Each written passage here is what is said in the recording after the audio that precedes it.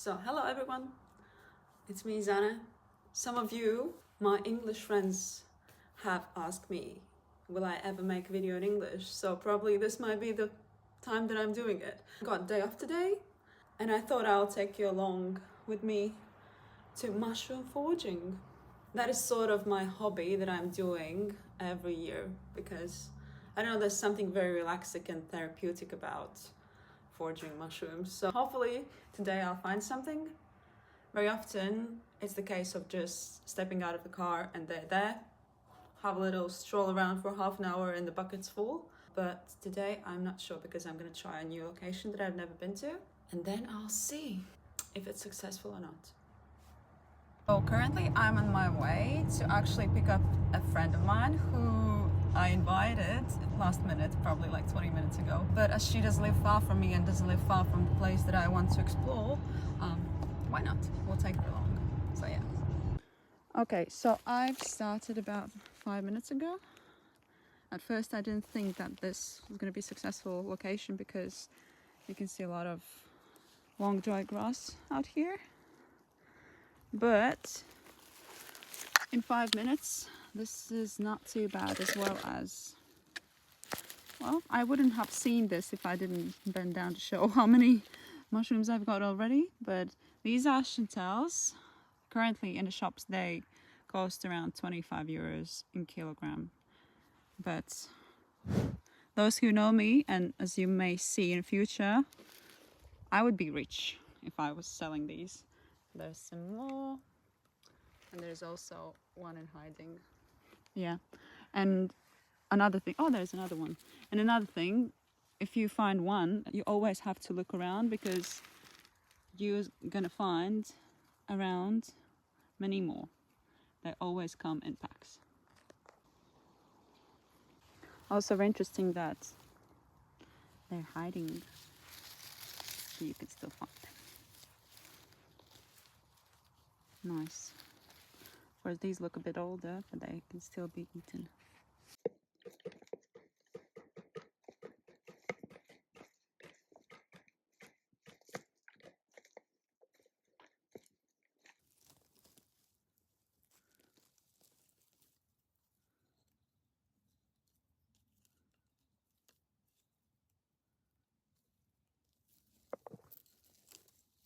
So the previous spot didn't look very promising, only got this much, and now came to another place, which also is even worse than the previous one because in this one there are no mushrooms.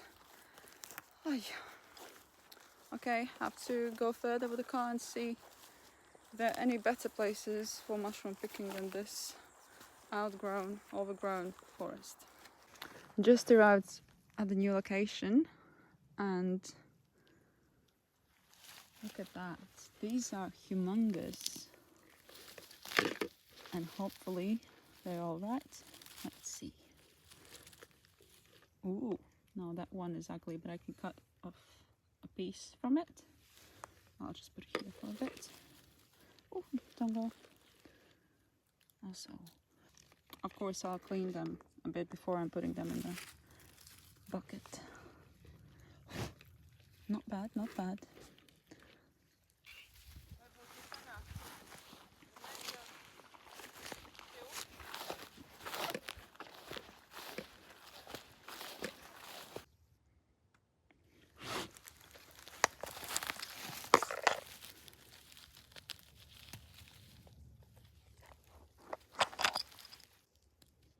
And as always, once you find one, there's always going to be more around. Of course, this one looks much older, but still edible. So at the moment I don't have a lot of mushrooms, but ooh, what's that? These. I think these are champignon, as we call them, but these are gypsy champignon. At least that's the direct translation from Latvian. But that's not what I'm looking for at the moment. I'm looking for chanterelles.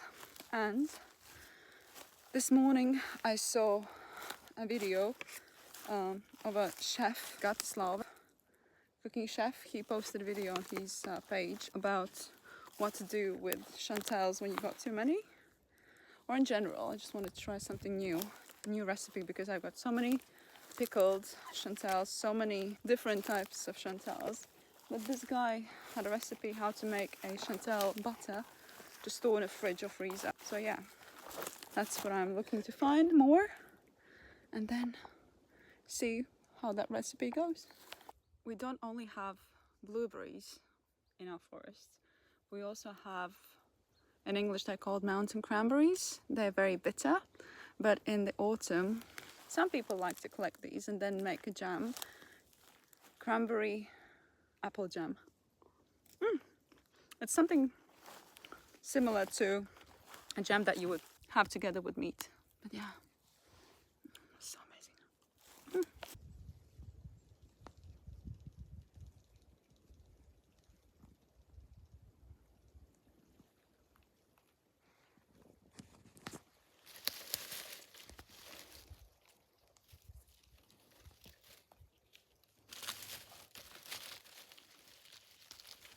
At the moment they look dry, but once I put them in water, they'll revive themselves and become very nice and edible and juicy.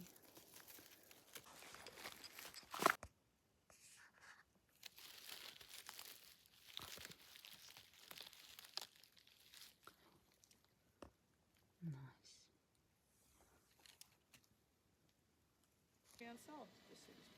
Bet dabūja atpakaļ? Nē, viņam kaut kāds durvis nocēla, zin kā padara laipos. Quite nice place for mushrooms. And they're so nice as well. Quite clean. I always cut off the end because also lately chanterelles do have some worms in them. But then I cut as far as I can until I don't see any worms. Actually, they usually have just one worm. Look at that. You can barely see it.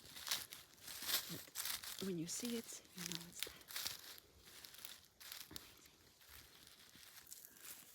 Sometimes you just see a little bit and then there's a big one. Usually when I collect mushrooms or forage mushrooms, my basket is quite clean, mushrooms in it, but because I've got limited availability for my hands at the moment, someone has to hold camera.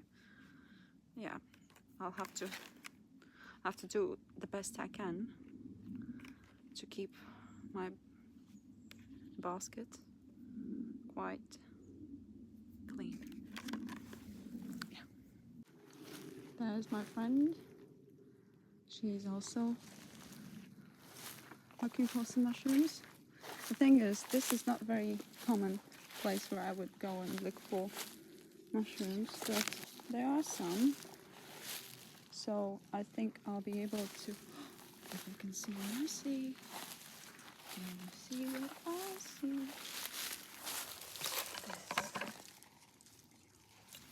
Nice. And sometimes I can just use my nail to get off the end. Ta-da. This one is on a dry side, but it's still good.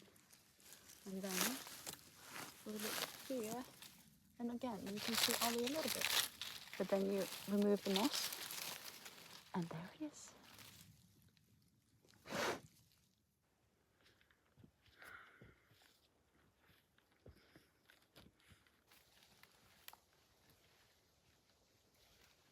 So now I'm on my way back home. Managed to get a full bucket of mushrooms, so it's going to be enough to make the chanterelle butter for winter. The only thing I need to get is the cling film, because once it's done you can wrap it in a cling film in a sausage and then store it in the freezer, and then use on a toast, homemade toast or any toast, and have chanterelle butter. And the process, how I'm making it, I'll probably show in this video. Okay, so now that I'm home, they're my chanterelles all washed and clean. What we need for this recipe is butter, chanterelles and salt, but I think I will add some onions. I do have fresh onions, and I also have this, the onion flakes. Might try and see what comes out. First, we need to put on the frying pan generous amount of butter. I would say it's about half, maybe less than half. And then we add mushrooms. But please keep in mind that these will shrink. And then he said to add a generous amount of salt. And leave it frying until all the liquid's almost evaporated. Just as I said, it's going to shrink, but also we need to get as much as liquid to evaporate as possible.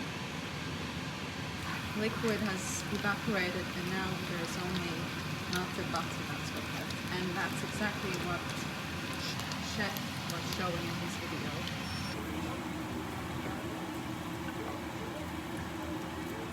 And now I'm gonna add the leftover butter from what we used earlier.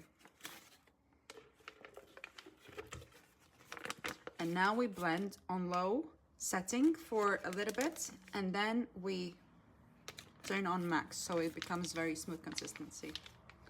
So this is the butter with gyros mixed already, and now we're gonna make sort of sausages in a cling film. I double checked the video and the guy said up to 3 days in the fridge and maybe even up to a year in the freezer. Actually, I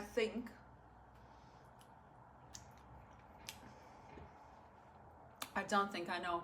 It's amazing. And if you ever get around to get chanterelle mushrooms, please do this recipe because it is amazing. And I can't even imagine how good it's gonna be once it's hardened. And then in the winter, I'll just take it out of my freezer and put it in a warm toast. Okay, so we grab the cling film. We poured some of this butter on it. He said it might look a bit funny, and I do think it looks a bit funny. I might actually have quite a lot to make few, which is even better.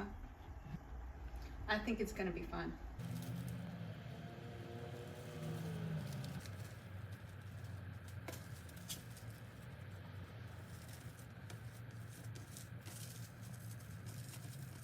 It looks a bit tricky, and it does feel a bit tricky to get this done, but let's hope it all works fine and nothing becomes undone. So something like this, and then we put it in a freezer. And because I want to sleep at night knowing that everything is fine, I'm gonna put it in a double wrap.